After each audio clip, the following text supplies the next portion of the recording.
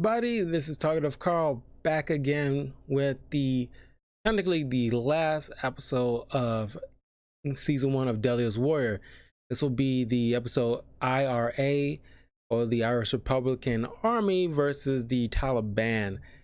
It's one of those episodes that I find very intriguing, that you got two different versions of two different kind of bad guys that many nations have fought before, but just to see these two ones fight with different ideologies and stuff like that, I always thought it was a very interesting idea. You got two infamous warriors that by and large are still around today, but I don't think the IRA was not as I mean, I'm not like FBI or Interpol or anything like that, but it's by and large, how long it's been since the IRA was on the lips on anybody's uh uh on anybody's commentary, honestly.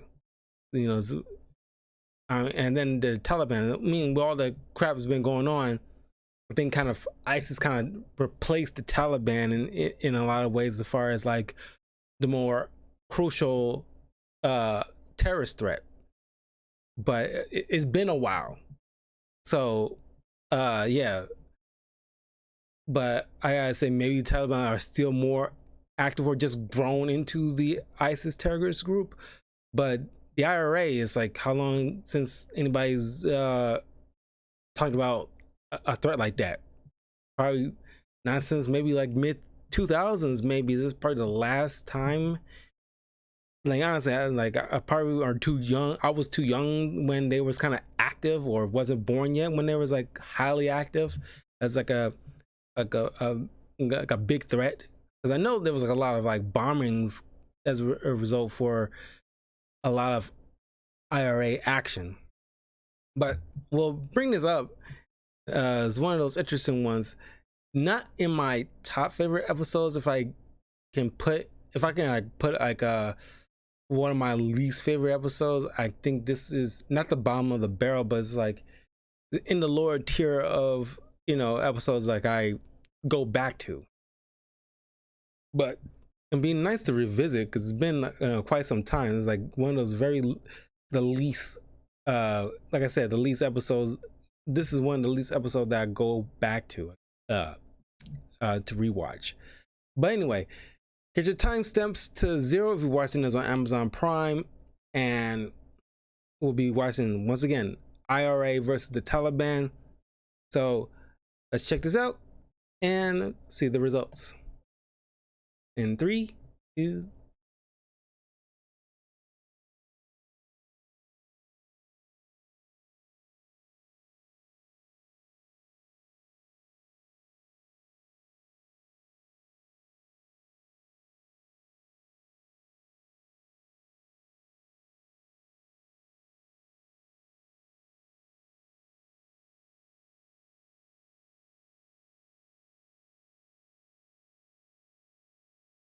And normally I don't do any streaming on Thursdays, but given the fact that I have to get a HDMI splitter in order to do certain things lately, I had to do this on Thursday. I wanted to do this the day after Memorial Day, but I had to order me a splitter in order to do anything. So we're watching this on a rare occasion on a Thursday. Since I didn't stream on Tuesday and Wednesday, we'll make Thursday the when I'll put this up. Because there's a few episodes on Friday, not episodes, there's a few videos I want to do on Friday that I want to post.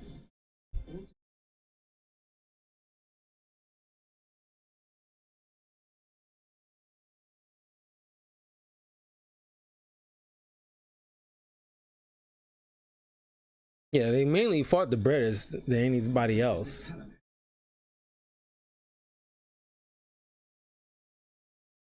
And the Taliban pretty much fought, like a myriad of different soldiers from different nations.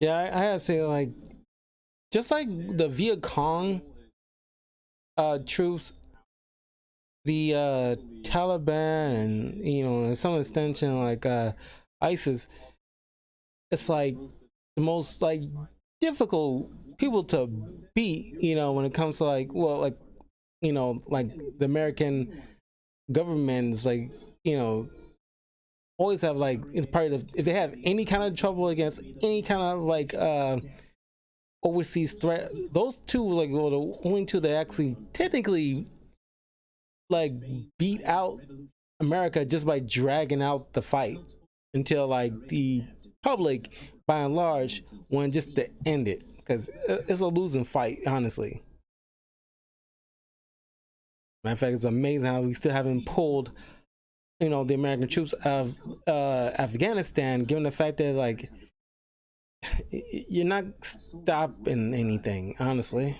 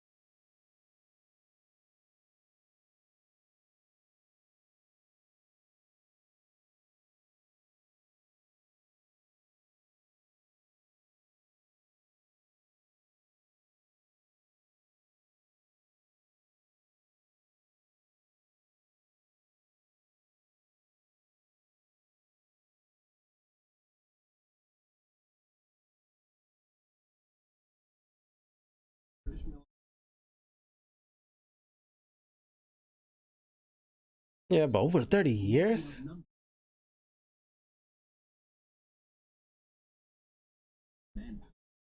And I might have misspoke about like that might be a, you know, the last time you probably heard about was like mid 2000s, probably maybe like early 2000s, if anything. But it's like, yeah, for 30 years, I mean, kind of squash that kind of thing, like,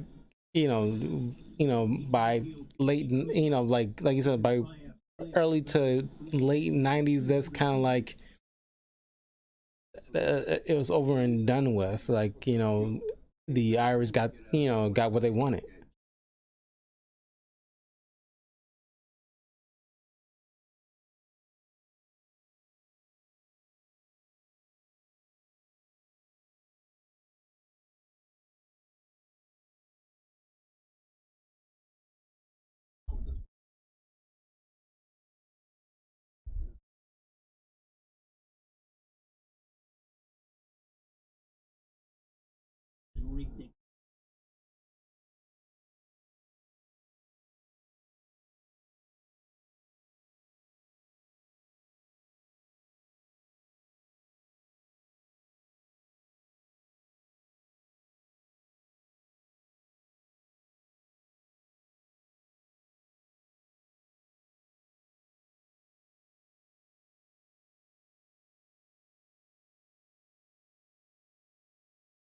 Yeah, that's something I forgot about. 'Cause like I said, I haven't gone back to this episode in a while.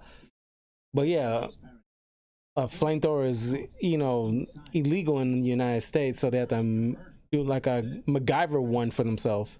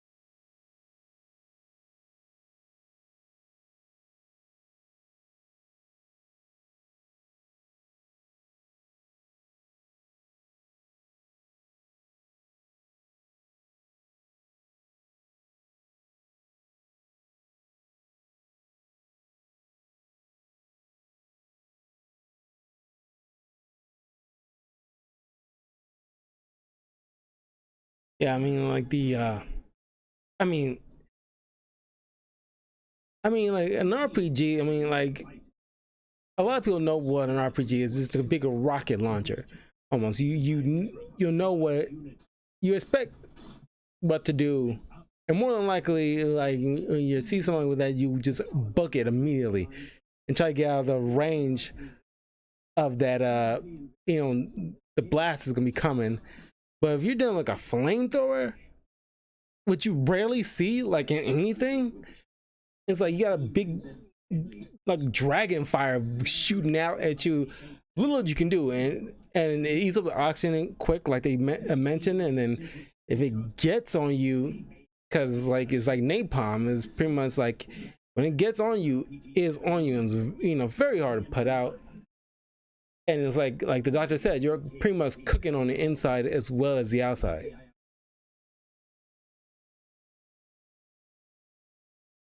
So I mean, like I'd be more afraid of the flamethrower than a rocket launcher.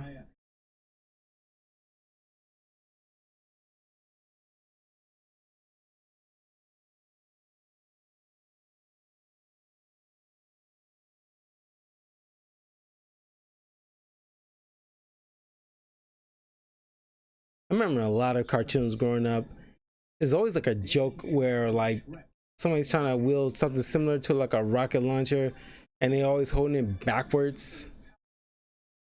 It's like, it's amazing how much that trope was played out back in the day.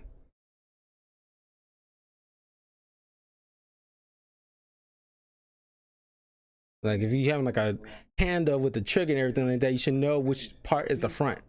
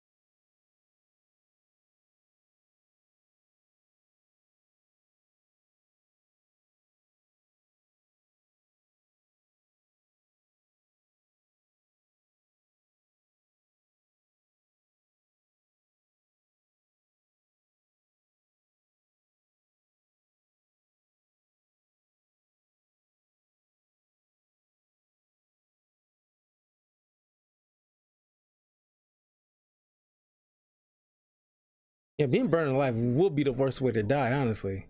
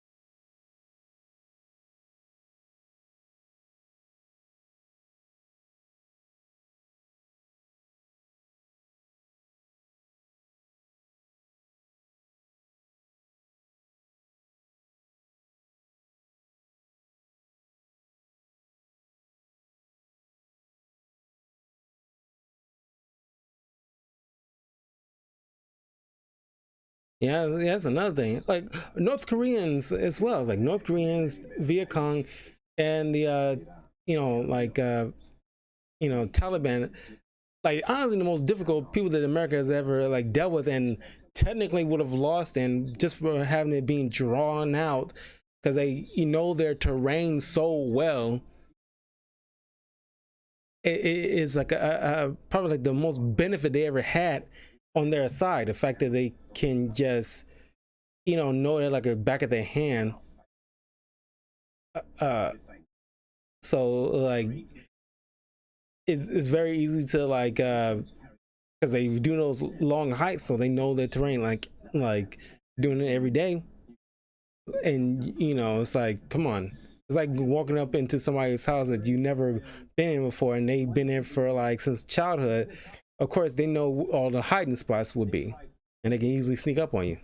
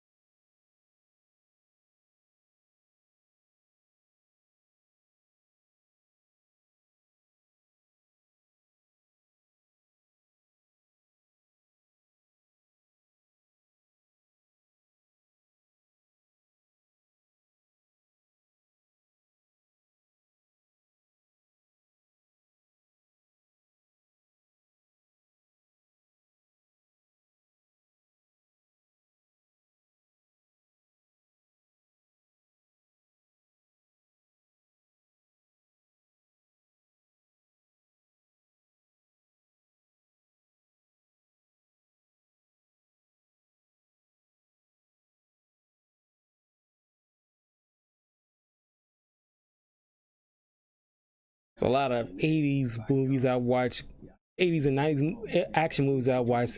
There's been like a fair bit of action movie uh protagonists building like things like pipe bombs. So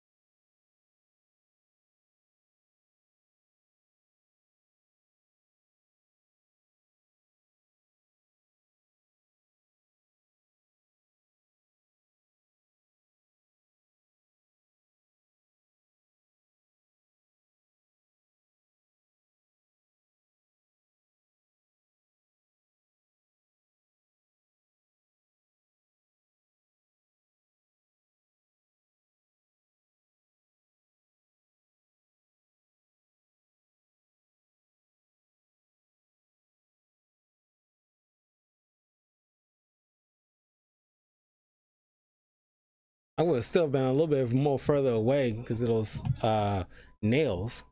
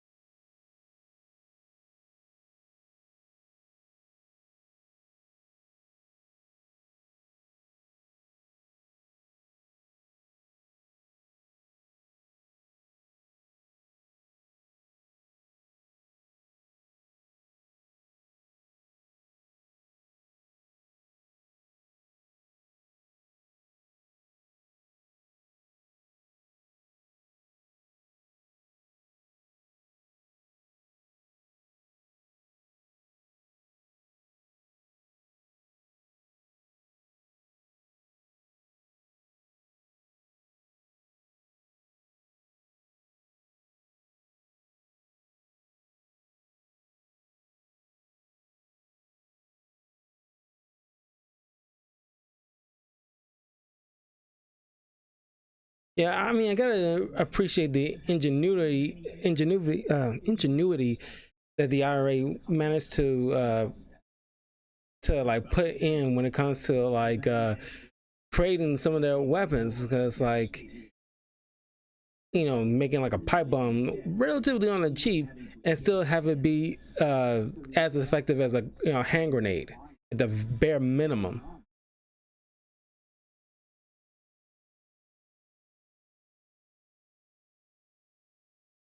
And again, they're like, you know, most of the other weapons on like the black market is like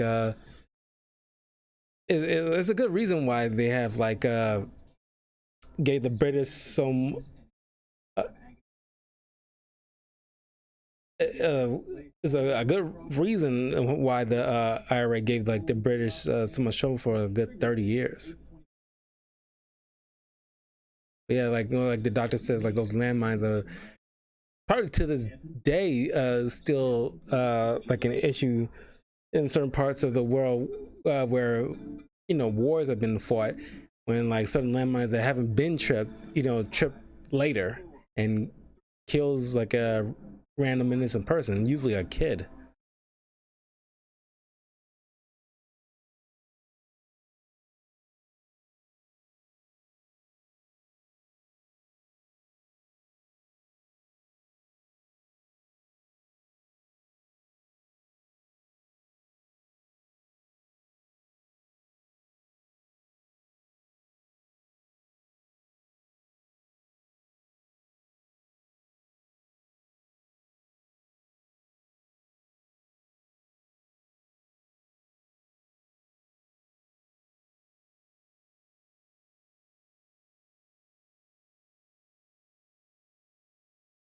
Yeah, like landmines are known to just amputate more so than kill, you know.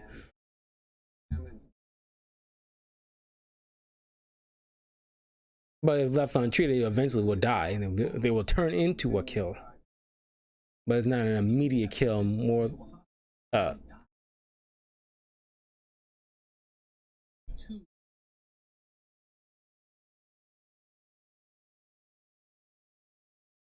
yeah, it's gotta be the nail bomb to be to win out uh, over the PMN.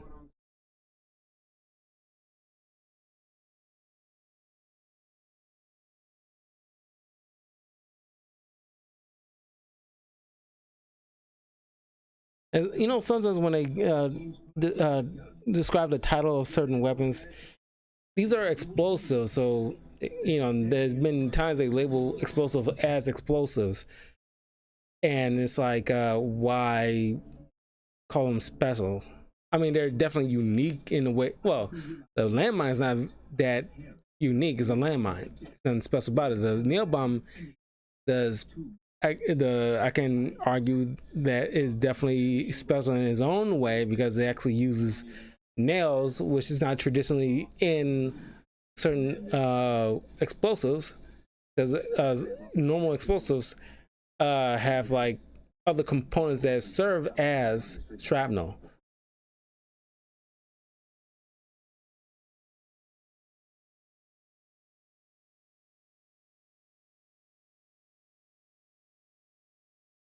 And I just wish they, just stuck with the label explosive. These are explosive weapons. They're used as explosives. Unlike the what I call like a true special weapon will be something like what the Spetsnaz has with that knife that it had that shoots out the blade. That would be considered special. That's not something you would typically see. That's very unique, and not everybody will have it.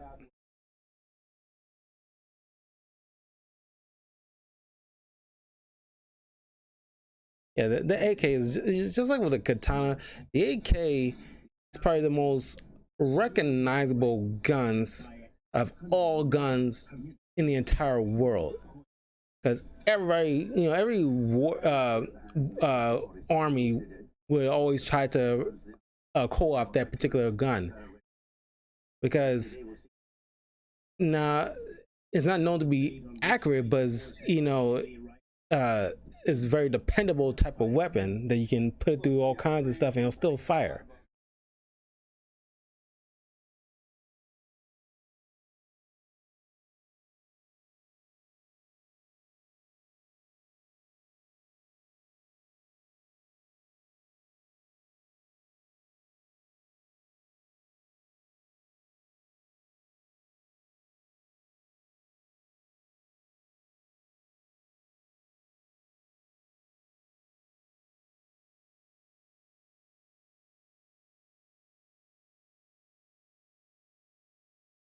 But you still missed a few.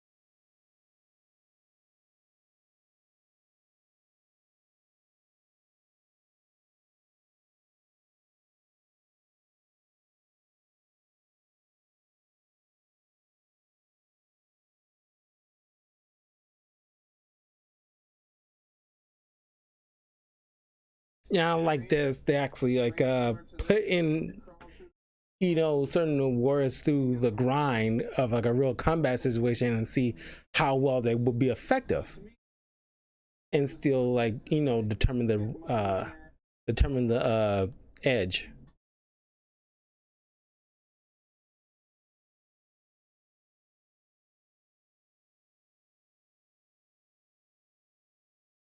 Mm-hmm.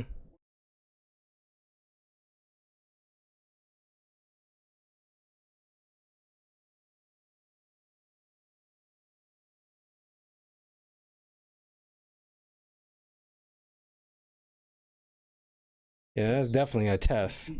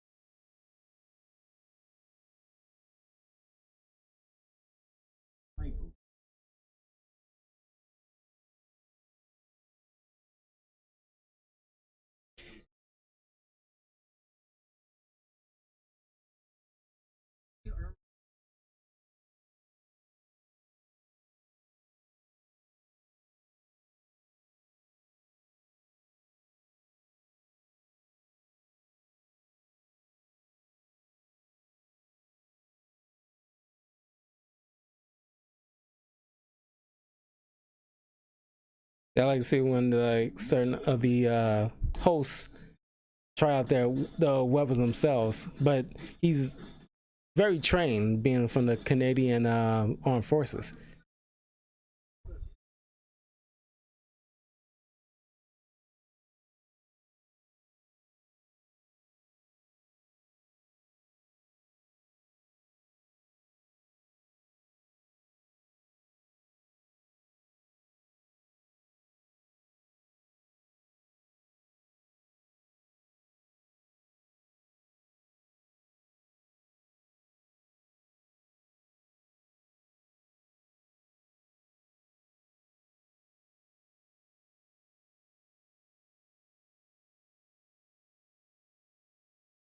Yeah, I mean that is a very difficult choice to make, depending on like who you are. It's like Armalite, accurate but not reliable when dealing with certain weather conditions. But then you got like the polar opposite, the AR frame, very reliable, but you it's more used for spray and pray method if you want to mow down a lot of people, which is typically how it's used. But it's like because it's not accurate, so it's like, oh man, it's like I personally would rather deal with something that's reliable, that can count to still fire at least, rather than running the risk of uh, dealing with a gun that would more than likely jam on probably the most inopportune moment, and that could cost you your life.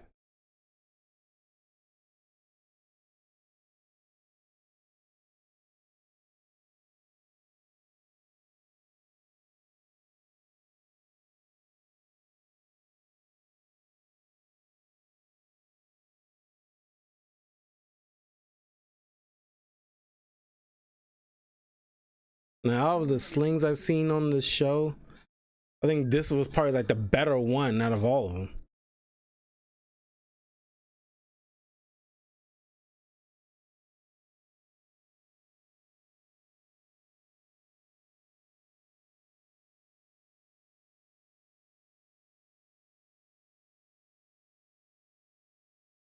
Yeah, I think this is probably effective, the most effective sling out of the entire series. There's been like a few slings, but this one's probably the most effective one, and definitely, I think is the most accurate because the way it's designed, it's actually, you know, built to increase the speed.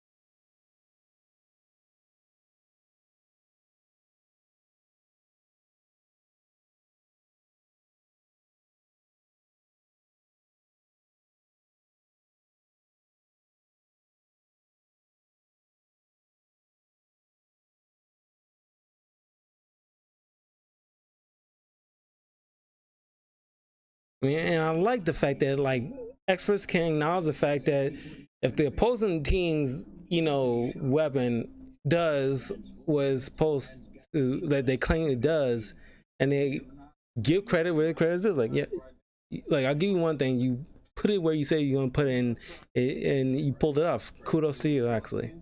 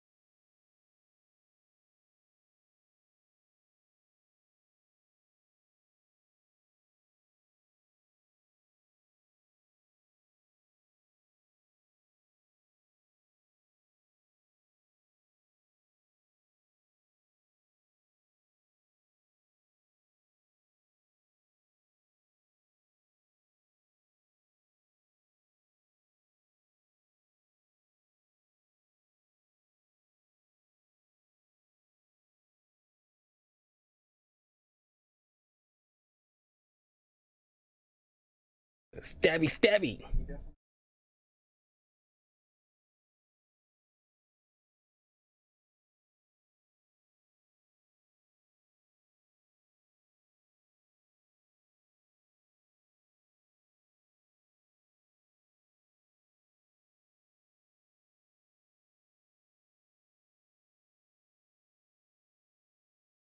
Still a better sling than any other sling that I've seen.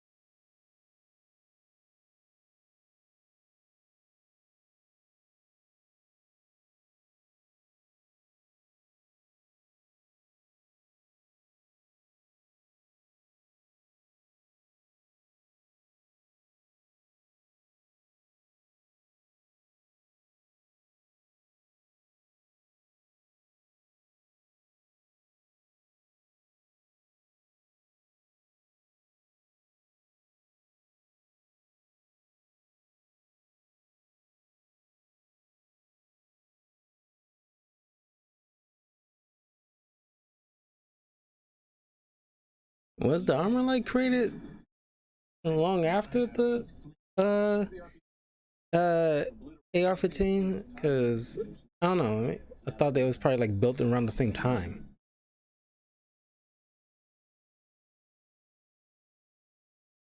Probably something I want to look up to see like when was the armor light created.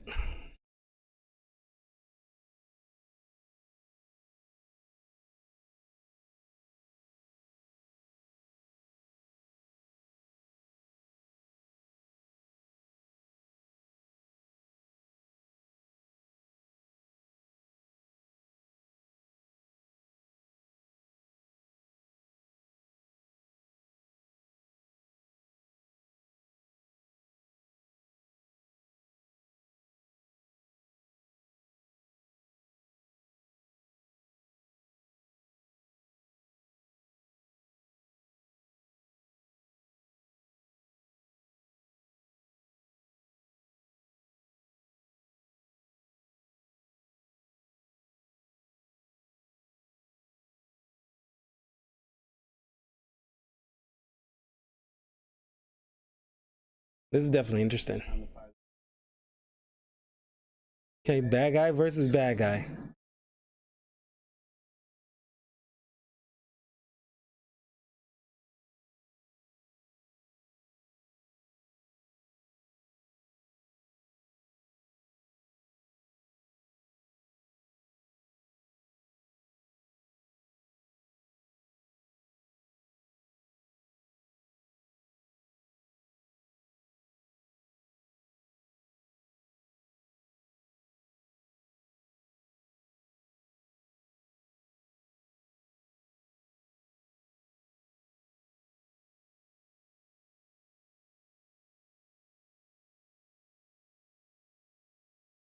This is the only time you'll see like a color coded team to be green instead of blue and red. Is green and red.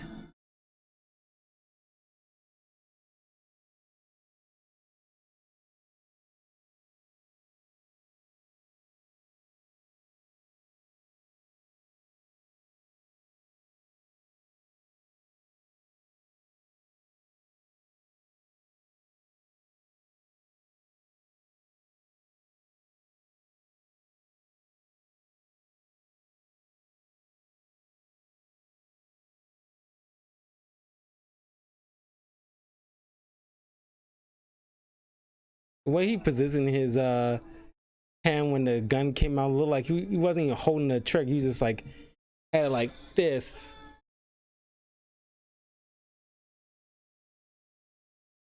This is the first time uh,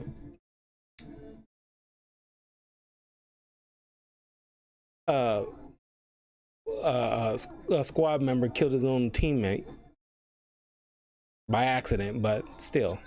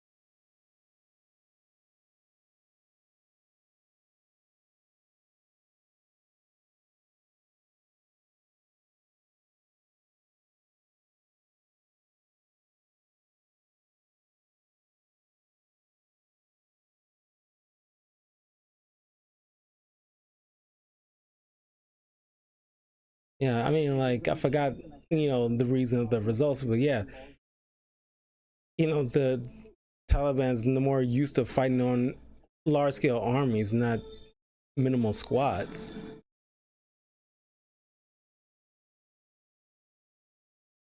So yeah, I completely forgot about how that result turned out. But yeah, I mean, yeah, it makes sense, I guess. It's like if they're not used to fighting like on a smaller scale, then it's you know, then added to the fact that the armor light is more accurate, they can easily pick off people easily. And this is the first time you'll see probably definitely a couple of more instances where a single person managed to take down two people by themselves. Which I thought that was shocking too, because it's like, wait a minute, hold on, there's three more people and there's like one guy left. So I thought it would be like, oh, there's gonna be three people remaining, or at least probably two people remaining, and he's definitely dead. But when I saw that, I was like, holy crap! And Massa, one was by accident, and he managed to kill two by himself. So that was and he used the opponent's own bayonet against them. So that was wild. But yeah, stay tuned. In a few minutes, I will be loading up the Does Warrior Back for Blood episode for of season 1. Then next month we'll be heading into a few more episodes for season 2. So I'll see you guys in a little bit. Don't forget to leave a like, comment, subscribe, all that good stuff to Target of Carl on YouTube, Twitch, and Twitter. And I'll see y'all soon. Peace.